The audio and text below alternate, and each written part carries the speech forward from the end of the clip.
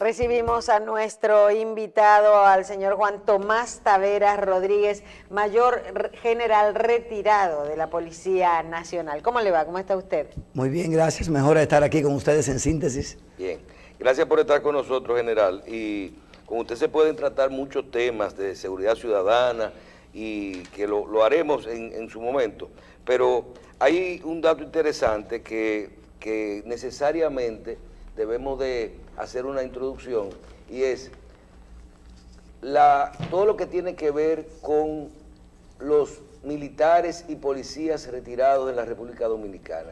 Hay una estructura grande en este sentido y una organización que hay que tener en cuenta. Y quisiera que usted comenzara hablándonos un poco de cómo está organizado este material humano que tiene la República Dominicana y si en alguna forma se agrupan o realizan algún aporte a la sociedad. Bien, gracias. Es muy interesante porque ahora que nosotros estamos aspirando como candidato a la presidencia de la Hermandad de Veteranos Pensionados, nos hemos dado cuenta que la sociedad desconocía la forma de organización y todas las instituciones que interactúan con los veteranos pensionados del país. ¿Todas las instituciones o son varias? Son 5 instituciones que tienen que ver con los veteranos pensionados del país. En el país actualmente hay una nómina o una plantilla de 55.000 miembros veteranos pensionados aproximadamente entre policías y militares. Los policías son aproximadamente 21.000 en retiro y los militares son aproximadamente 30 y pico de miles. No está exacto el dato, porque cambia diariamente, mensualmente mueren 100 y pico de veteranos pensionados mensualmente, y eso varía constantemente. Y también... y a veces retiran de la policía. Sí, 2 o 3 veces al año hacen retiro también, y eso lo hace que sea muy cambiante, así como el reloj de la población mundial, que es en segundo que cambia. Porque a estas 5 estructuras ya es una elección de los miembros retirados decidir a cuál pertenecen. No, la única que es por elección es la Hermandad de Veteranos Pensionados, la que nosotros estamos aspirando a dirigir en estos momentos. ¿Y es una sombrilla de las otras 4? O sea, no es una sombrilla, pero es la que mayor democracia tiene, porque es por elección, es democráticamente que se elige quién la dirige y además que se elige participar y ser miembro socio. Y en este proceso, general, ¿cómo funciona? Por ejemplo, de esos 50 y pico de mil retirados, ¿hay una estimación de cuántos pertenecen a la hermandad de pensionados, a esa que usted se quiere postular ahora? ¿Y cuántos votan? ¿Hay precedente en este sentido? Sí, claro. La plantilla de la hermandad aproximadamente en estos momentos son de 26.000 miembros. Hay aproximadamente 5.000 de la policía y los demás 20.000 son de las Fuerzas Armadas. O sea, el 50% Ejército, de todo. Armada o Marina y Fuerza Aérea. 20.000 y pico. Que yo recuerde, desde mi niñez inclusive, la más famosa y paradigmática asociación de pensionados, tanto la Fuerza Armada como la Policía Nacional, es la Hermandad de Pensionados. Claro que sí. Recuerdo inclusive, no sé si todavía existe, había un supermercado de los pensionados en la Leopoldo Navarro, entrando por ahí por Leopoldo Navarro. Kennedy casi esquina de Leopoldo Navarro. Exactamente, estaba el club de pensionados ahí mismo, de la Hermandad de Pensionados. Lo recuerdo de que era un niño, para mí es la más paradigmática, de mi humilde punto de vista. Quiero resaltar, general, que en su plancha está nada más y nada menos que como asesor, usted como candidato a la presidencia, ¿verdad? Sí. Y como asesor de su candidatura, y en la plancha está el mayor general retirado de la Fuerza Aérea Dominicana, Juan Bautista Rojas Tabar, ¿verdad? Así es. General que fue retirado muy joven, igual que usted. La mayor general Daisy Liriano Paulino, la mayor general mujer. Sí. O sea, tiene una representación. La primera mujer general del país. Y además mayor general. Sí, muy destacada en cuestión de género. Y el mayor general retirado, Policía Nacional, Pedro de Jesús Candelier. Así es. O sea, un grupo pesado. Está Constantino Matos Villanueva, el contraalmirante retirado Saturnino Lora Veloz y el general de brigada, entre otros, Mañón, Samuel Teófilo Mañón Rossi, ¿verdad? Ese es un equipo pesado, ¿verdad? Así es. Entonces, ¿cuándo son las elecciones, general? Y ¿cuáles son sus expectativas frente a ese conglomerado de pensionados, tanto de las Fuerzas Armadas como la Policía Nacional? Antes de yo contestar esta pregunta, faltó algo que es importante, las 5 instituciones que conforman los veteranos pensionados del país. Claro, claro. Para mí la más importante es la hermandad, porque es la que es por voluntad que son miembros los socios y es la más antigua, tiene 51 años. El sábado 28 pasado cumplió 55 años de fundada y no se hizo nada. Eso pasó sin pena ni gloria. Cosa que demuestra la dejadez y la exclusión en que está de parte de la sociedad, de parte del interés de los medios de comunicación, pero los mismos incumbentes actuales para dar a conocer la importancia de esa institución. Y además están el IGAFAR, que es el Instituto de Generales y Almirantes de la Fuerza Armada, que solamente aglutina a los generales, y está la Reserva de la Fuerza Armada, que ingresan todos los veteranos pensionados, viudas, asimilados hasta mayor general desde raso. Igualmente la reserva de la policía, desde asimilado, viuda, raso, hasta mayor general. O sea, todos los rangos conforman la reserva y también todos los rangos conforman la hermandad de veteranos pensionados. La policía también tiene el IGREPOL, Instituto de Generales. El Instituto General del IGREPOL tiene 300 generales aproximadamente de la policía en retiro, más 50 y pico activos y algunos que no son parte de ellos. O sea, son casi 400 generales que tiene la policía entre activos y retirados. Y las Fuerzas Armadas tiene casi 200 activos y 1000 y algo de retirados. O sea que nosotros tenemos un país, un generalato de casi 2000 generales. Sí, sí, Eso sí. es algo que rompe todos los récords del mundo. Dígame una cosa, si yo fuera pensionado o fuera a votar en estas elecciones, ¿por qué votar por usted y no por los demás? Bueno, como usted acaba de ver, usted mismo, sin ser militar, se ha dado cuenta que tenemos una plancha de peso pesado, de personas destacadas, en un servicio comprometido con la patria, como fue el caso de Roja Tabar, Constantino Matos Villanueva, Pedro Jesús Candelier, la generala Daisy, y también los dos vicepresidentes, que aunque no son muy conocidos porque los guayas no son muy sonados, sino ocupan una posición importante, han trabajado en el área de la informática y en el área de la Fuerza Aérea, en la medicina y eso.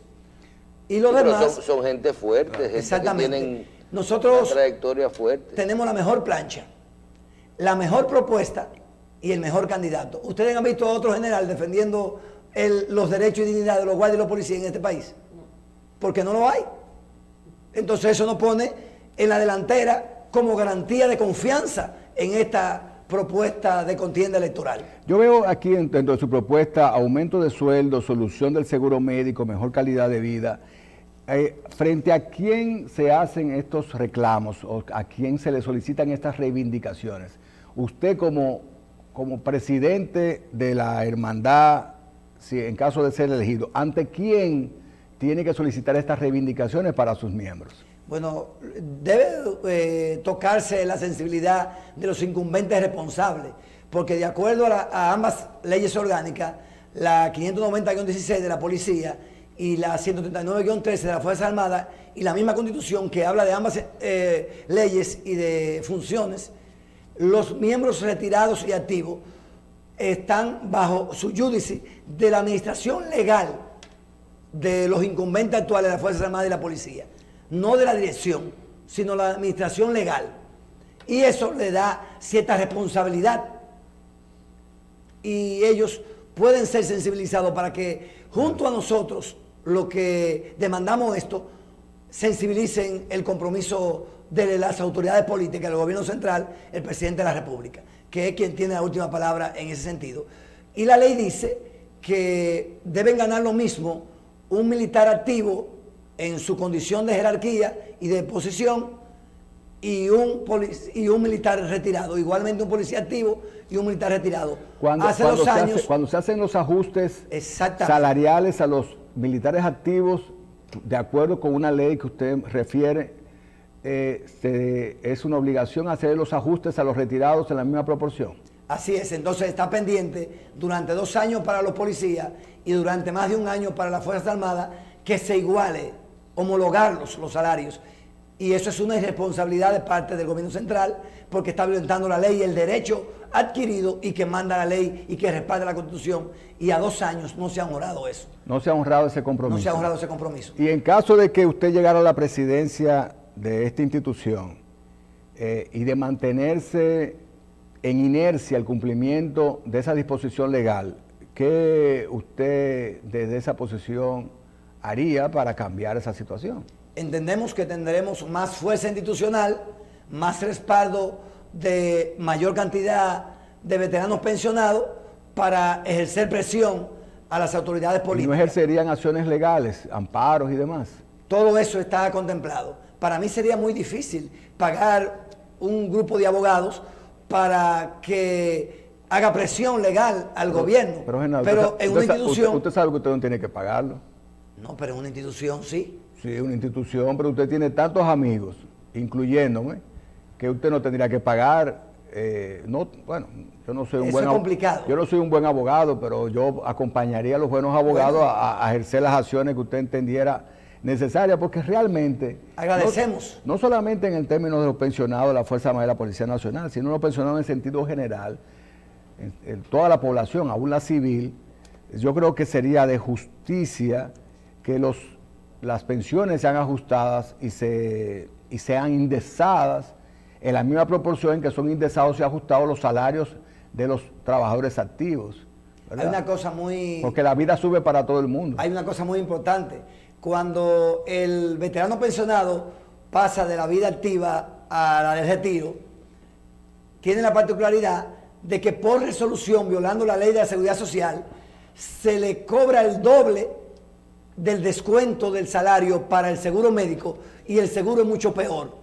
¿Cómo va a ser? Y si la ley dice que tenemos la misma facultades legales y la misma sombrilla legal, no entendemos por qué el seguro se pasa de que a un seguro especial, que de especial no tiene nada, y se le cobra desmejora el servicio, que prácticamente ya nada que vamos. Y usted dice que además se le cobra más. Y se le cobra el doble. Un activo paga 3.5% del sueldo y el gobierno le da una partida. Entonces el gobierno sigue de acuerdo a la ley siendo el empleador nuestro como retirado y ellos se vinculan de esa parte, dejan de pagarnos esa parte y nos la cobran también a nosotros, la parte que le compete al gobierno. O sea que son 2 irresponsabilidades que hay de parte de las autoridades políticas y eso es un asunto de justicia, de prerrogativa ya contemplada en las leyes, que no entendemos por qué eso se ha quitado y los incumbentes no han defendido eso, lamentablemente. ¿Usted entiende de alguna manera que su posición contestataria va a redundar en beneficio de la organización a la que usted aspira? ¿O usted cree que por la característica conservadora del pensionado militar y policial en República Dominicana no va a ser de esa manera? Mire, la historia nos ha dejado desde los tiempos de Balaguer que cuando se han retrasado los pagos de los guardias y de los policías, los pensionados siempre han salido a la calle a protestar, precisamente ahí, frente al mandado de veteranos pensionados. Eso no es nuevo. Ahora, antes lo hacían sin una dirección, ahora tienen una persona que conoce la ley, que conoce el procedimiento y lo hace de la manera correcta. Yo pienso que eso le conviene institucionalmente al país y a la democracia. Y además de que a la mayoría de los que han pasado no le ha importado esto. A mí me ha importado sin estar en la institución. En este momento yo no me he brindado a ser presidente de la Hermandad de Veteranos Pensionados. Ellos me lo han pedido. Y yo hice un compromiso con ellos, soy un hombre de palabra y entiendo que vamos a ser los seguros presidentes junto a ese equipo y administradores de la Hermandad de Veteranos Pensionados. De eso no tenemos duda. ¿Cuánta gente van a votar, usted entiende ya de que... En las elecciones pasadas votaron 2.000 y pico y el presidente actual se eligió con 1.300 votos. Nosotros entendemos que en esta ocasión, por yo participar y por haber dado a conocer y publicitado esto, van a votar unos 6 o 7.000 entendemos nosotros. Son muchos. Y la mayoría van a ir porque nosotros lo estamos motivando en los medios de comunicación. ¿Cuándo son las elecciones, general? Ese es un dato importante. Debieron ser el sábado 27 pasado. ¿Y cuándo van a ser entonces ahora?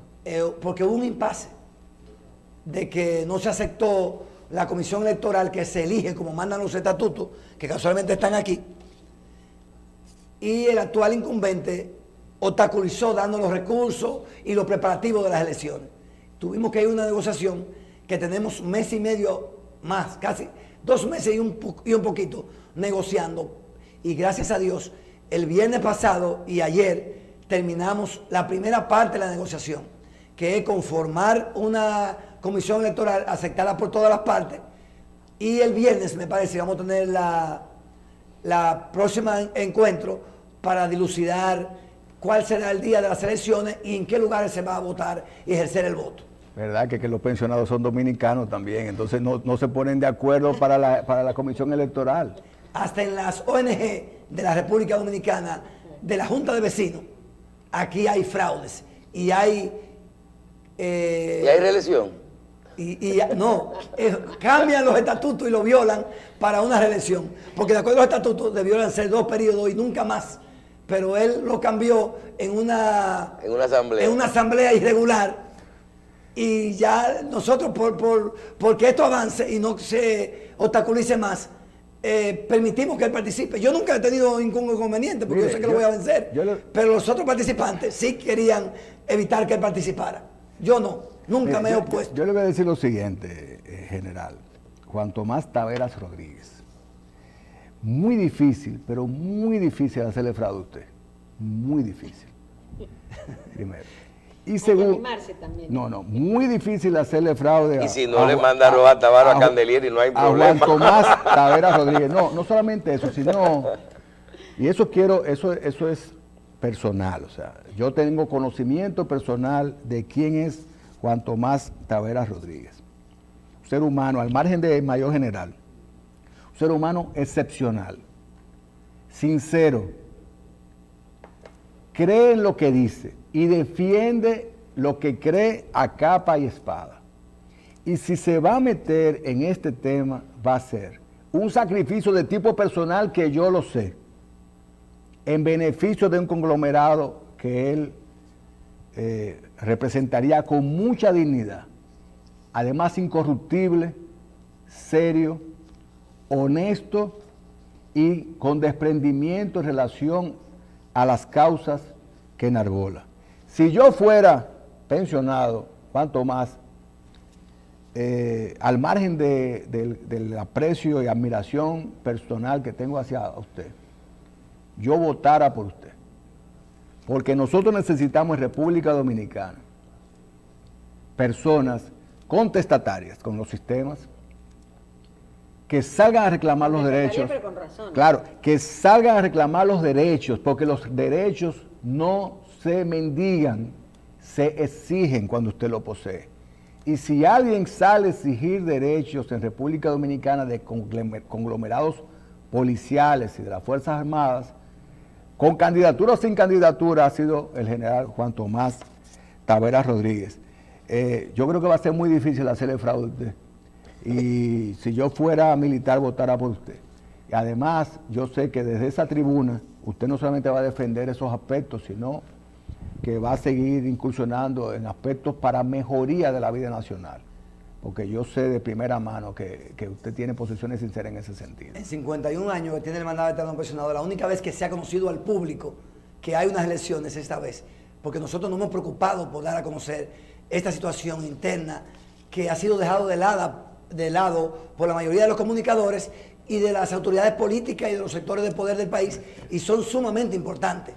En ese sentido, es la primera vez que se van a hacer transparentes, entendemos nosotros también, porque siempre ha habido conflicto, pero ellos se arreglan ellos. Como yo no permito arreglo, por eso estamos llegando a donde estamos en este momento.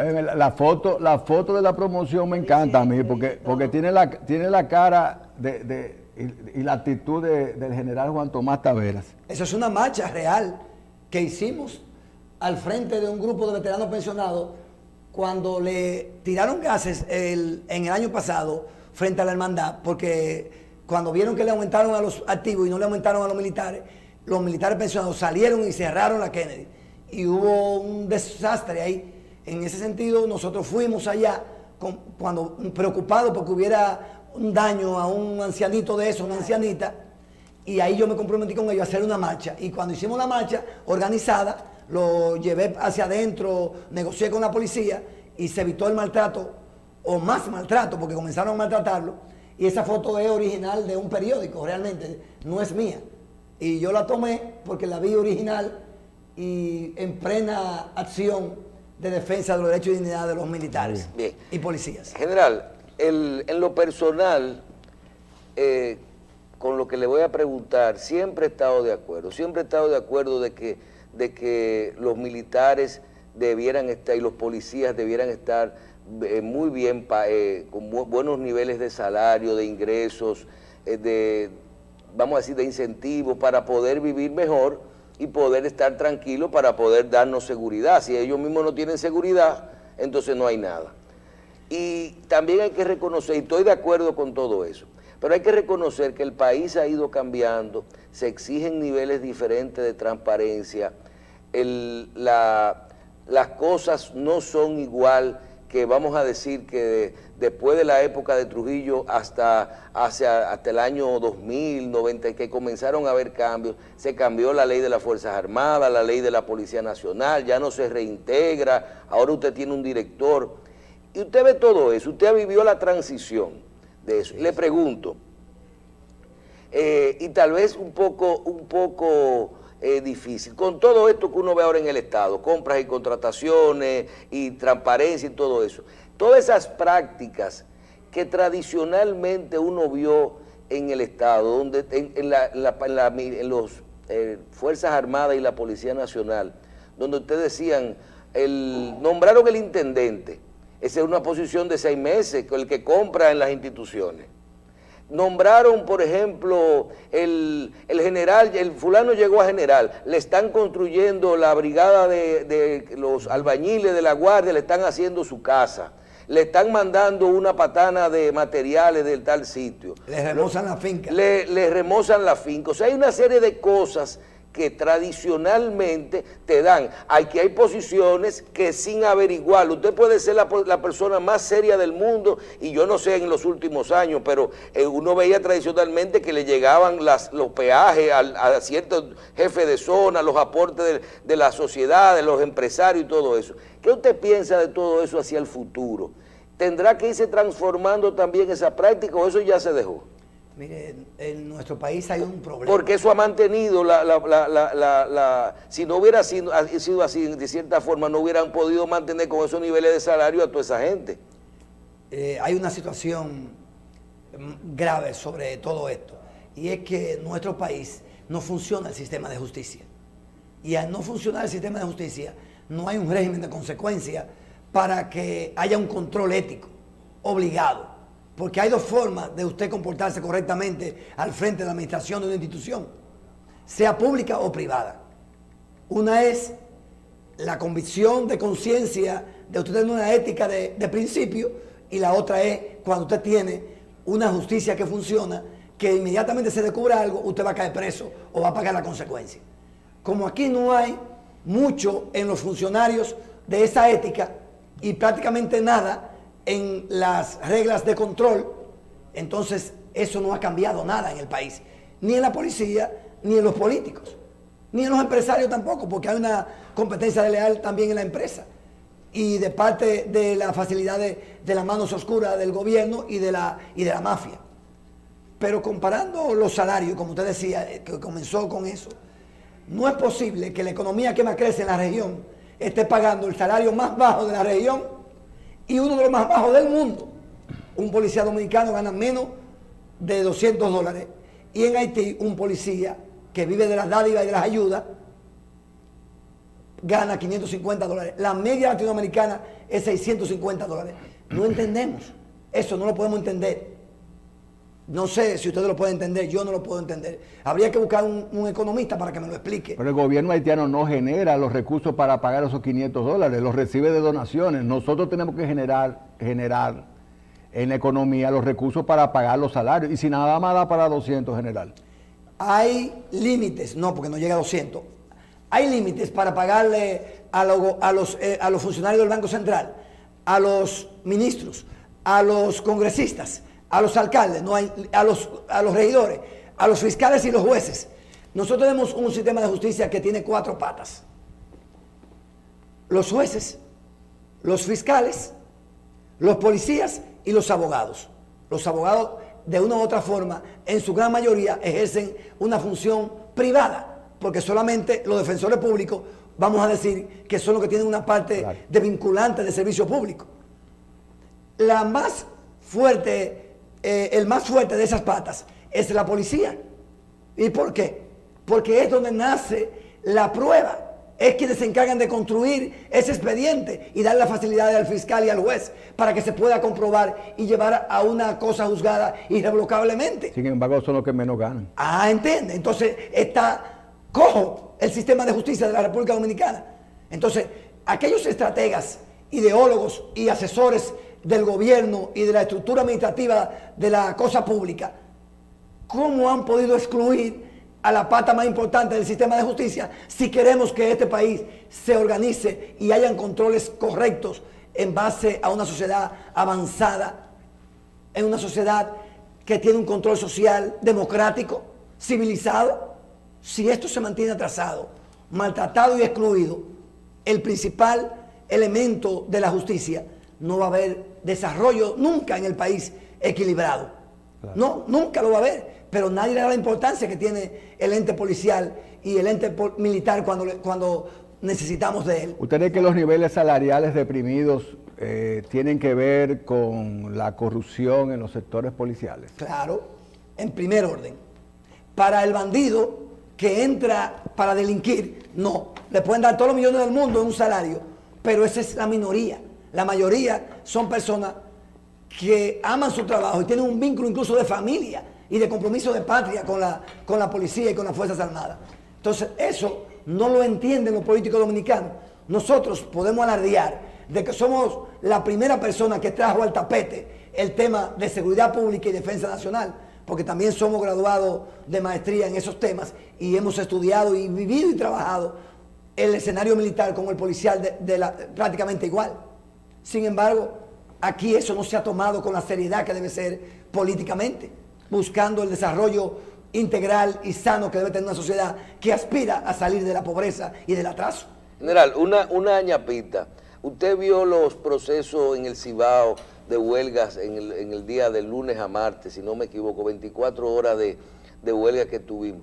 Qué diferente, cuando uno quiere saber sobre, usted habla de su maestría, todos conocemos su conocimiento, sobre todo en materia de seguridad ciudadana, la Policía Nacional, el control de todo esto, el manejo del protocolo de esos actos. Yo personalmente, yo no había visto una huelga con ametralladora, ni había visto una huelga con encapuchados tirándole con pistolas y escopetas a la policía.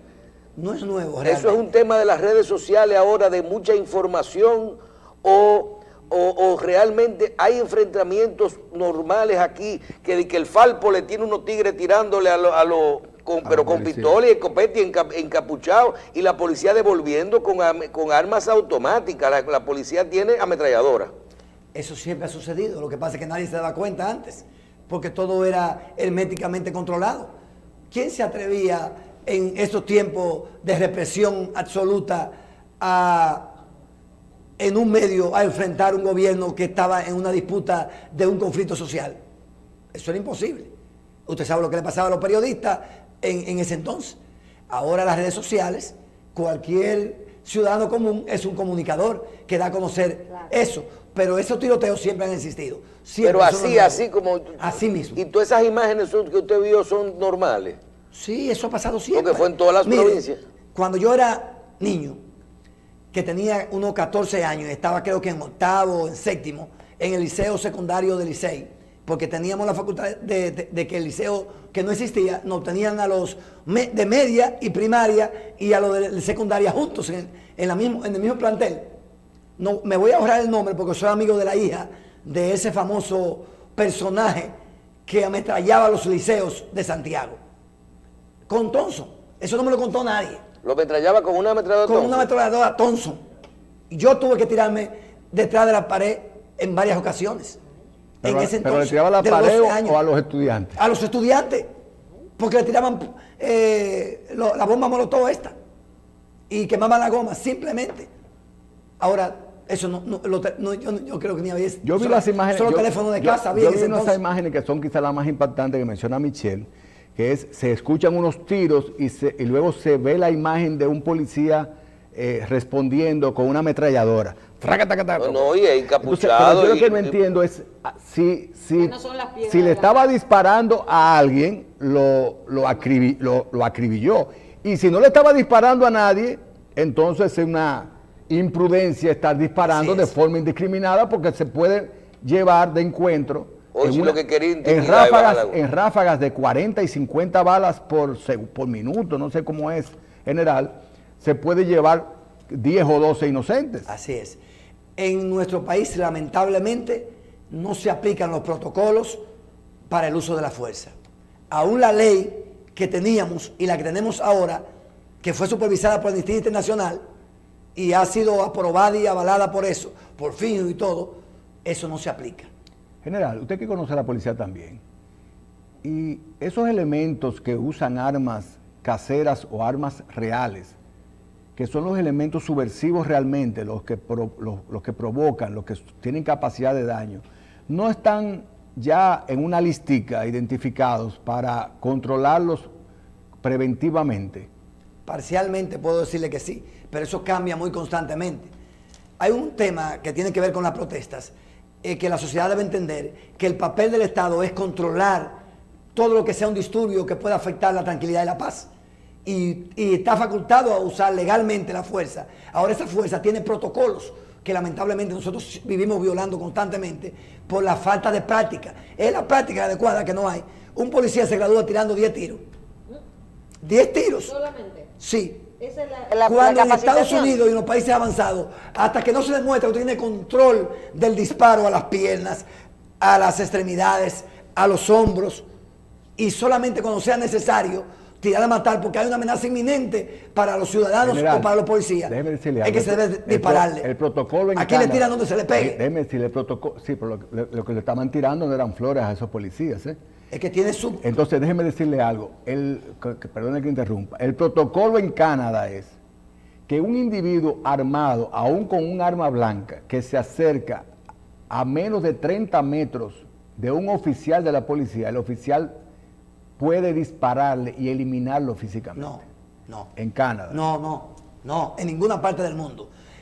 Inhabilitarlo en la pierna, en las manos, y si sigue moviéndose, entonces lo elimina completamente. Ahí estamos de acuerdo. No es así. Yo conozco los protocolos porque yo he estado en Canadá estudiando con la Policía Montada de Canadá. ¿Cómo que lo inhabilita? Le tira los guantes. En las piernas es que se manda. Pero debajo de la cintura. ¿Pero el qué que le tira?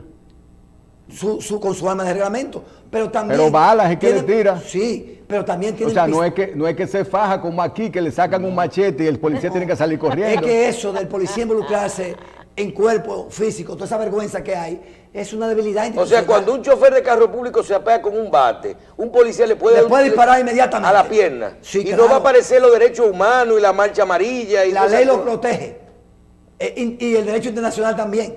Lo que pasa es que la ignorancia y la debilidad de nuestros políticos le hacen presión a los jefes de policía y le dicen, si tú me traes otro muerto aquí, tú te vas. Entonces arremeten contra el policía y le quitan la autoridad. Aquí lamentablemente no hay principio de autoridad, por eso no se respeta la autoridad. Yo prefiero y no hay mucho que también de educación con los policías, los niveles de educación también de ellos. Hablé de eso, que con 10 disparos no se puede saber si el policía está apto o no para usar un arma de fuego. Pero yo me voy un poquito más atrás, fuera de la educación, vamos a decir, de militar, la educación de la persona, de personas con niveles de pensar bien, de saber cómo aplicar la lógica, cómo saber que el otro va a actuar.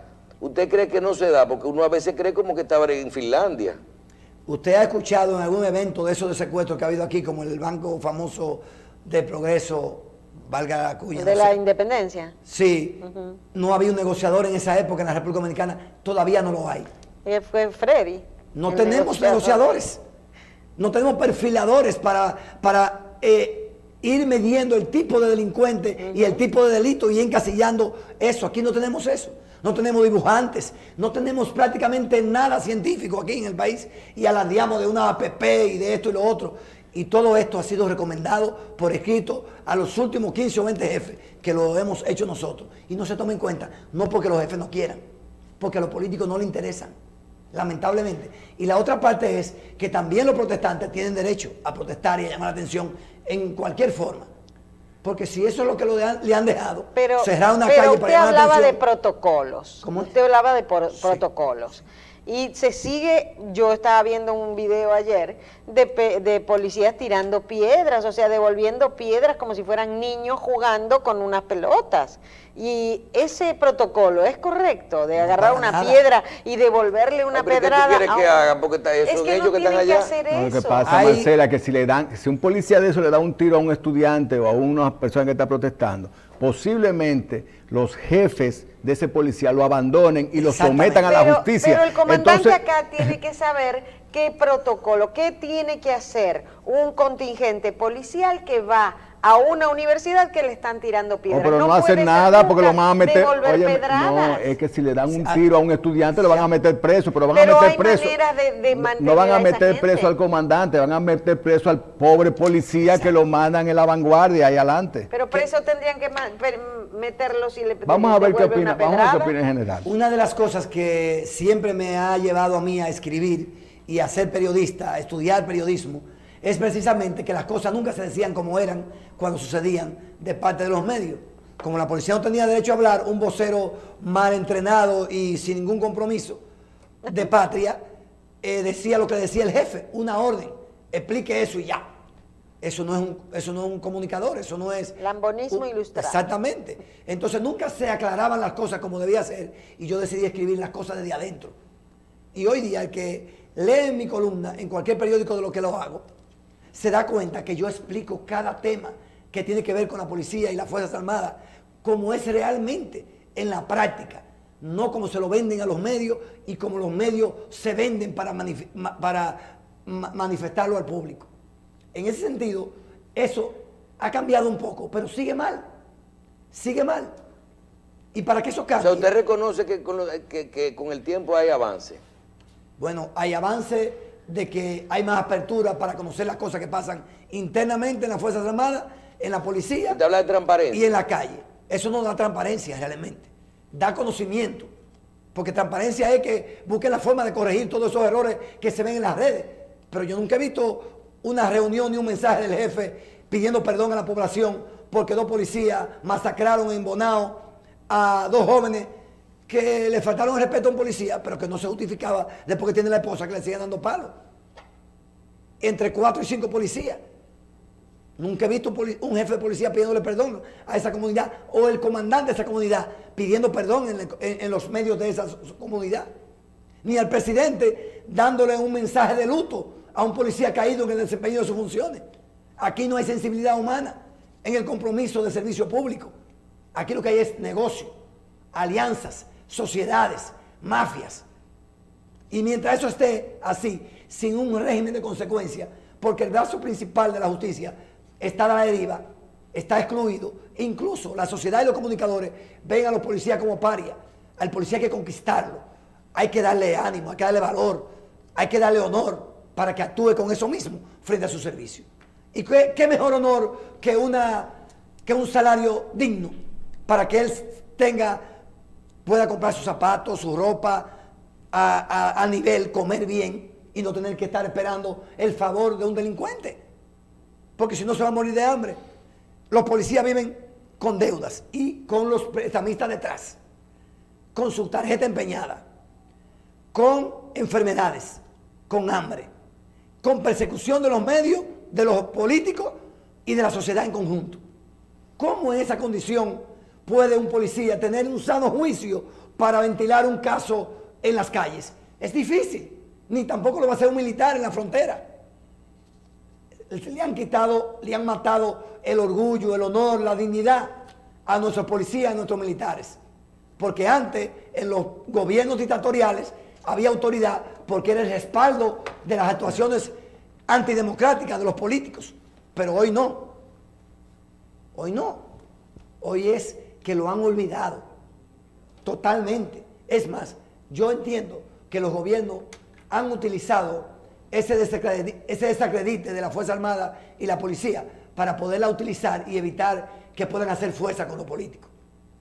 Y además, distraer la corrupción política y estatal. General, gracias. Vamos a desearle mucha suerte dentro de un mes o dos cuando son las elecciones. Permítame hacer un llamado a los... Claro. Adelante. Sí. Quiero hacer un llamado a los veteranos pensionados del país, a los militares y policías activos también, y a todos los familiares y a todo dominicano que esté preocupado porque este derrotero de los veteranos pensionados del país cambie, y para que todos juntos comencemos a ver una luz en las tinieblas de este oscurantismo en que viven los cuerpos armados y policiales de la República Dominicana. Súmense y díganle a sus amigos veteranos que vayan a votar por la plancha número 2, Institucionalidad y Honor, encabezada por Juan Tomás Taveras Rodríguez, el único que ha mostrado compromiso de patria y responsabilidad en la defensa de los derechos y dignidad de los veteranos pensionados del país y de los activos también de la Fuerza Armada y la Policía Nacional. Gracias por la oportunidad y que Dios los bendiga a todos. Amén. Gracias, general. Gracias, un placer tenerlo aquí con nosotros, Juan Tomás Taveras Rodríguez, mayor general retirado de la Policía Nacional. Gracias. Hacemos una pausa, me acompaña.